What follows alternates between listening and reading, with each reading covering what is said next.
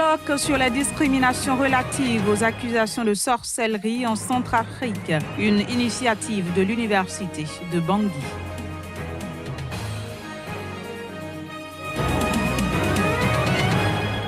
Congrès de la Société béninoise de cardiologie au Bénin, la 3e édition a pris fin vendredi.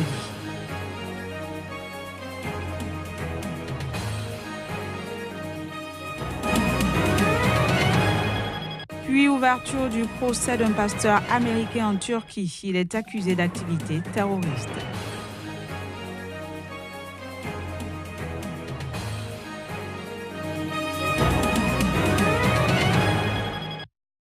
Ravi de vous retrouver en ce début de semaine. Bienvenue à toutes et à tous sur Sika TV.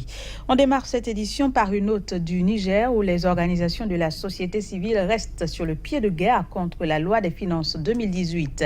Elles n'entendent laisser aucun répit au gouvernement nigérien. Ce dimanche encore, les citoyens sont sortis manifester malgré l'arrêté d'interdiction. On fait le point avec notre correspondant Abdul Karim Mahamadou. Malgré l'arrêté d'interdiction de la manifestation, les citoyens sont passés outre et sont donc sortis exprimer leur hostilité contre la loi des finances 2018. Selon les organisations de la société civile, c'est un ordre manifestement illégal et que la constitution nigérienne garantit le droit de manifestation. À défaut de se regrouper sur le lieu de rencontre prévu occupé par les forces de l'ordre, les manifestants ont pris position sur plusieurs axes et carrefours où ils ont érigé des barricades, brûlé des pneus et posé certains actes de vandalisme. Ils se sont heurtés aux forces de l'ordre qui les ont dispersés à coups de gaz lacrymogène. Selon un des organisateurs de la manifestation, l'objectif est atteint et ce n'est pas la peur de la prison qui les fera reculer. Il y a eu des échauffourées entre la police et ces manifestants-là qui sont sortis main nue pour dire non à cette loi des finances, non à cette façon de gouverner, non effectivement au muselage de la société civile et ils veulent imposer la pensée unique. Nous ne serons pas d'accord. Nous n'avons pas peur d'aller en prison, nous n'avons pas peur d'exprimer notre opinion. Nous sommes prêts effectivement à aller en prison au nom de nos opinions. Nous sommes prêts effectivement à défendre la démocratie et restaurer la démocratie au Niger, quoi qu'il advienne. À l'issue de la manifestation, la police a procédé à plusieurs arrestations dans les rangs des responsables de la société civile, dont Michael Zodi qui a été interpellé dans la circulation quelques instants après notre interview. Une stratégie qui vise à décapiter le mouvement. En République centrafricaine, l'université de Bangui a organisé une journée de réflexion. Celle-ci portait sur les discriminations liées aux accusations de sorcellerie dans le pays. Voici les précisions. La réflexion n'est pas nouvelle. En 2008, un colloque avait été organisé à Bangui sur cette même question. La spécificité de cette rencontre d'aujourd'hui, 10 ans après ce premier colloque, tient au fait que le contexte sociopolitique a profondément changé avec les crises successives. Des accusations de sorcellerie ont servi de prétexte pour commettre des actes contraires aux principes des droits de l'homme et à ceux du droit international humanitaire. Les discriminations sont une réalité qui exige un engagement de tous et de toutes à lutter. Antoine de Saint-Exupéry soulignait pourtant, je cite, « Mon frère, si tu diffères de moi, loin de me léser, tu manges. » Fin de citation. La problématique de la sorcellerie est complexe car elle renvoie à des croyances qui se sont renforcées au fil des années pour les organisateurs du colloque. Il ne s'agit donc pas de démontrer que la sorcellerie existe, mais plutôt d'essayer d'apporter des réponses à cette problématique. Parmi les points inscrits à l'ordre du jour de la rencontre, on peut citer entre autres la sorcellerie au tribunal. Faut-il réexaminer la législation centrafricaine, la lutte contre la sorcellerie et la cohésion sociale, les religions et la sorcellerie, regard croisé d'un prêtre catholique, d'un pasteur et d'un imam. Au cours donc de ce colloque qui en fait intervient 10 ans après le colloque des 1er et 2 août 2008, la réflexion sera faite pour voir quels sont les pas qui ont été faits, quelles sont les avancées enregistrées, quels sont les défis qu'il y a et comment, sur la base d'une feuille de route, impulser des actions à la fois au niveau stratégique, au niveau programmatique et au niveau opérationnel, de sorte à dynamiser la lutte contre l'impunité. Les points inscrits sont d'une importance certaine dans ce combat pour la lutte contre la discrimination pour des faits dits de sorcellerie. Le rôle des médias est essentiel, de même que celui des religieux et des psychologues. Démarré le 11 avril dernier au Bénin, le 3e congrès de la Société béninoise de cardiologie et les 2e journées nationales de cardiologie Hippolyte Agboton se sont achevées ce vendredi.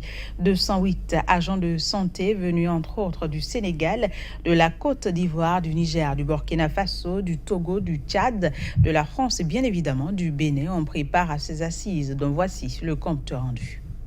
Ce congrès s'est bien déroulé. La densité et la qualité de ces travaux me permettent de dire que la mission est accomplie.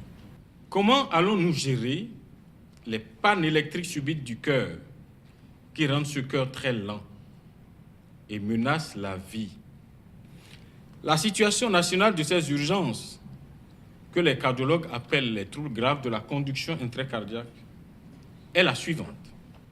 Comme nous l'avons présenté au cours de ce congrès, une estimation fine figure sur l'écran qui est devant vous.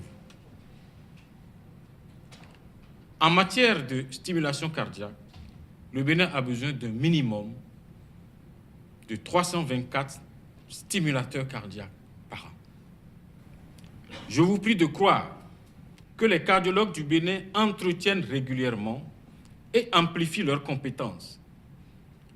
Ils sont convaincus qu'un programme intégré de prise en charge des maladies cardiovasculaires est indispensable et urgent à mettre en place. Ils sont motivés et mobilisés et n'attendent que les moyens. En Tunisie, la campagne pour les élections municipales du 6 mai prochain a été officiellement lancée ce week-end. Déjà plusieurs fois reporté, ce scrutin est menacé par la non-adoption du Code des collectivités locales, toujours en discussion à l'Assemblée des représentants du peuple. Voici les détails. Reporté 4 fois depuis 2015, les élections municipales qui bouclent le cycle électoral après les législatives et la présidentielle se tiendront le 6 mai prochain. Ce scrutin est d'autant plus important qu'il est le premier concernant les collectivités locales depuis la révolution de 2011 et l'adoption de la Constitution en 2014. Même si la campagne électorale a démarré ce week-end, certains évoquent encore un éventuel report. Et pour cause, le scrutin est menacé par la non-adoption du Code des collectivités locales par l'Assemblée des représentants du peuple et l'absence, après le nouveau découpage électoral, de statut officiel pour 53 communes. Avec plus de 2000 listes électorales, dont plus de la moitié des candidats ont moins de 35 ans et 49% sont des femmes, les candidats ont 15 jours pour convaincre les Tunisiens. Et sans surprise, les deux coalitions politiques du gouvernement sont majoritaires sur les listes. Le parti laïque Nida Tounes compte 325 listes et le parti islamiste modéré Ennahda 350. Direction la Turquie où s'ouvre aujourd'hui le procès d'un pasteur américain accusé d'activités terroristes. Il est en détention dans ce pays depuis 1 an et demi. Son incarcération a alimenté les tensions entre Ankara et Washington. On fait le point dans cet élément. Le procès d'Andrew Brunson s'ouvre ce lundi à Ankara. De nationalité américaine, le pasteur est accusé d'activités terroristes. Il dirigeait avec son épouse une église protestante à Izmir, dans l'ouest du pays, lorsqu'il a été arrêté par les autorités turques en octobre 2016. Maintenu en prison depuis lors, sa détention est l'un des principaux dossiers qui enveniment les relations entre les États-Unis et la Turquie. Le pasteur américain est notamment accusé d'avoir agi pour le compte du réseau du prédicateur Fethullah Gülen, à qui Ankara impute le putsch manqué de juillet 2016, mais aussi pour le Parti des travailleurs du Kurdistan PKK. Ces deux organisations sont considérées comme terroristes par la Turquie. Andrew Brunson est également accusé d'espionnage à des fins politiques et militaires. S'il est reconnu coupable, il risque 2 peines de 15 et 20 ans d'emprisonnement. Les accusations retenues contre lui sont toutefois moins lourdes que celles énoncées dans un premier acte d'accusation publié le 13 mars. Il y était accusé d'être membre de l'organisation gouléniste et risquait la prison à vie. L'acte d'accusation énonce désormais clairement qu'il n'est pas poursuivi pour appartenance à un groupe terroriste, que ce soit celui de Fethullah Gülen ou le PKK. Donald Trump, le président américain, est moralement inapte à diriger les États-Unis. Ce n'est pas nous qui le disons, mais plutôt James Comey, l'ancien directeur du FBI. C'était au cours d'une interview accordée à la chaîne de télévision ABC, diffusée ce dimanche. Reportage. Donald Trump n'en finit décidément pas avec les critiques. Et cette fois, c'est l'ancien directeur du FBI qui lance un pic à Donald Trump. James Comey a remis en cause la capacité morale du président américain à diriger les États-Unis. Au cours d'une interview accordée à la chaîne de télévision ABC, il a déclaré que Donald Trump est moralement inapte à diriger le pays. Tout au long de l'entretien, Comey a dressé un portrait très sombre du président américain, présenté comme un menteur qui salit tous ceux qui sont autour de lui. James Comey a été limogé en 2017 par Donald Trump de son poste de chef du FBI. Le président américain avait mis en cause la manière dont le FBI avait mené l'enquête sur l'usage illégal par la démocrate Hillary Clinton d'un serveur privé pour ses emails lorsqu'elle était secrétaire d'État. Comey vient de publier un livre de 300 pages dans lequel il dresse un portrait au vitriol de Donald Trump. Il l'y accuse d'être obsédé par son image et peu soucieux du bien public. Le livre présente Donald Trump comme un patron mafieux, un être malhonnête et égocentrique. Et pour finir, nous nous rendons en France. Le président Emmanuel Macron a, dans un entretien bilan de sa première année au pouvoir, déclaré que Paris ne faisait pas la guerre à Damas et qu'il voulait parler à tous les acteurs de la crise. Cette déclaration intervient moins de 48 heures après les frappes américaines, françaises et britanniques en Syrie, où le président français a lancé sa toute première opération militaire d'envergure. La France, comme ses alliés, n'ont pas déclaré la guerre au régime de Bachar el-Assad.